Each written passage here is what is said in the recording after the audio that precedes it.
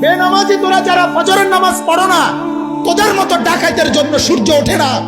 সূর্য ওঠে আমার ওই মাসুম বাচ্চাদের জন্য। যেদিন তাহাজ্জুদ বন্ধ হবে, যেদিন জিকির বন্ধ হবে, যেদিন কোরআন তেলাওয়াত বন্ধ হবে, যেদিন মাদ্রাসার এই দরস বন্ধ হবে, যেদিন এই 8-10 বছরের মাসুম বাচ্চাদের রাতের 4টা বাজের কোরআন তিলাওয়াতের হেফজোখানার আওয়াজ বন্ধ হয়ে যাবে, আল্লাহর কসম সেদিন আর সূর্য উঠবে না, চাঁদ উঠবে না। আল্লাহর বান্দারা, আমার শায়েখ আল্লামা মুফতি মুশতাকুন নবী সাহেব বলে, ও মুসলমানেরা, নিজ নিজ বিল্ডিং এর ফাইলিং এর চাইতে নিজ নিজ মহল্লার মাদ্রাসাকে তার চাইতে বেশি গুরুত্ব দিও। মাদ্রাসা থাকবে, তোমার গোটা মহল্লা নিরাপদ থাকবে, কসম খোদা।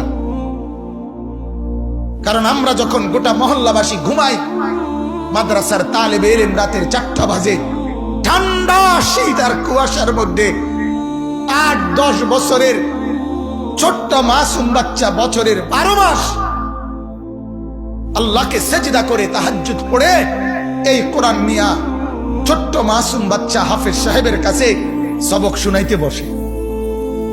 আর অথচ 40 বছরের, 50 বছরের, 30 বছরের জোয়ান মানুষ বছরের পর বছর ফজরের নামাজ না পড়ে সারা রাত সকাল 8টা পর্যন্ত ঘুমায়। আছে না এমন নাফরমান? কথা বলেন না কেন? তাহলে ওই নাফরমানদের কারণে সূর্য উঠে। আরে ডাকাত, তোরা তো ঘুমে থাকস, তোরা লেগে সূর্য উঠবে কেন? হাদিসে আছে, আল্লাহর নবী সাল্লাল্লাহু আলাইহি সাল্লাম বলেন, জমিনে যেখানেই নাফরমানি হয়, ওই জমিন, ওই মাটি আল্লাহকে বলে, আল্লাহ মালিক, আমারে শুধু আমার বিছানাটা একটু পাল্টাইতে দাও। তোমার এই বান্দা নাফরমানি করছে, আমার উপরে দাঁড়ায়া জিনা করছে, বেবিচার করছে, মোবাইলের মধ্যে উলঙ্গ ছবি দেখছে ঘন্টার পর ঘন্টা। মাওলা, আমি জমিনের আর সহ্য হয় না, আমারে শুধু একটু অনুমতি দাও আল্লাহ, আমি একটা উল্টানি দেই, আমি শুধু একটা উল্টানি দেই। আমার জমিনের নিচের মাটি উপরে তুলে দেই, উপরের মাটি নিচে নামায় দেই। ফাজআলনা আলিয়াহা সাফিলাহা, নিচের গুলো উপরে তুলে দেব, উপরের গুলো নিচে নামায় ফেলবো, আর তোমার ওই নাফরমানকে ডুবায় লাবো, ধসে ফেলবো। আল্লাহ, আমি কারুনকে জমিনে নামায় নিছি, নিচের দিকে টেনে নিছি।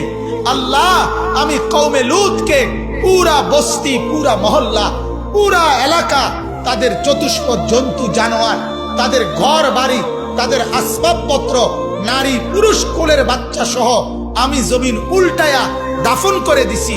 এই নাফরমানকে আমি উল্টায় দিতে চাই। বিশ্বাস করেন, প্রত্যেকটা গুনার পরে জমিন এভাবে আল্লাহর কাছে ফরিয়াদ করে, কিন্তু আল্লাহ তখন বলে, না জমিন, তুমি বানাও নাই, আমি বানাইছি, আমি বানাইছি। চোখ আমি লাগাইছি, নাক আমি লাগাইছি, কান আমি লাগাইছি। এরে বান্দা, আল্লাহ বলে, জমিন, আমি 1 দিন 2 দিনে না, 9 মাস লাগাইয়া তারে তার মায়ের পেটে আমি মাওলা সাজাইছি। এত কষ্টের সাজানো পরে আমি ধ্বংস করি কেমনে? আরে আমি কেমনে রে ধ্বংস করে দেই? এই চোখ তো আমার লাগানো, এই নাক তো আমার লাগানো। আমার বাপ জানেন আপনারা এটা? রব্বুল আলামিন বলে, আমি জমিনের সবকিছু আমার হুকুম দিয়ে বানাই। কুন কুন হও ফায়াকুন, হয়ে যায়।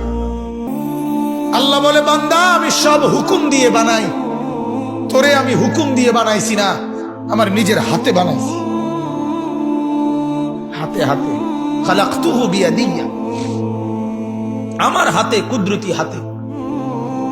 কেউ রে বলি নাই। তোর মা জানে না কখন নাক লাগাইছি, তোর বাবা জানে না কখন নাক লাগাইছি, হাত লাগাইছি, কেউ জানে না। তোর মা জানে পেটে বাচ্চা, তোর বাবা জানে স্ত্রী গর্ভবতী, দাদা দাদি নানা নানি জানে সন্তান হবে, এর দূরে জানে। আমি আল্লাহ তাআলা তিল তিল করে এক ছোট্ট নাপাক বীর্যের একটা ফোঁটার উপরে, প্রথম একটা ফোঁটা, এই এক ফোঁটার উপরে আমি তোর মতো এরকম জলজ্জান্ত একটা মানুষের ডিজাইন বানাইছি। সুবহানাল্লাহ। এজন্য আল্লাহ বলে, জমিন, ওরে আমি বানিয়েছি, ওকে আমি সাজিয়েছি। ওয়ালাকাদ খালাকনাকুম সুম্মা সাওয়ারনাকুম। আল্লাহ বলে, বান্দা, তোমাকে আমি বানিয়েছি, সুম্মা সাওয়ারনাকুম, তোমাকে আমি সাজাইছি। এই যে নাক এখানে লাগাইছে, এতে আপনাদের কারো কোনো আপত্তি আছে? এই যে দুই কান এখানে আল্লাহ তাআলা সেটিং করছে, আপনাদের কারো কোনো আপত্তি আছে? সবাই বলেন। এই যে দুই চোখ এখানে লাগাইছে, কারো কোনো আপত্তি আছে? এখানে আপনার এইখানে ঘাড়, এই ব্যাপারে কারো কোনো আপত্তি আছে? এই হাতের আঙ্গুলগুলোর ব্যাপারে কারো কোনো আপত্তি আছে? আমার বন্ধু, যদি মুসলমান হয়ে থাকো তাইলে আল্লাহকে সাক্ষী রেখে এই মাঠে এখন বলো, নাক এখানে লাগানে যদি আপত্তি না হয়, কান এখানে লাগানে যদি আপত্তি না হয়, দাড়ি এখানে রাখাতে আপত্তি করলা কেন?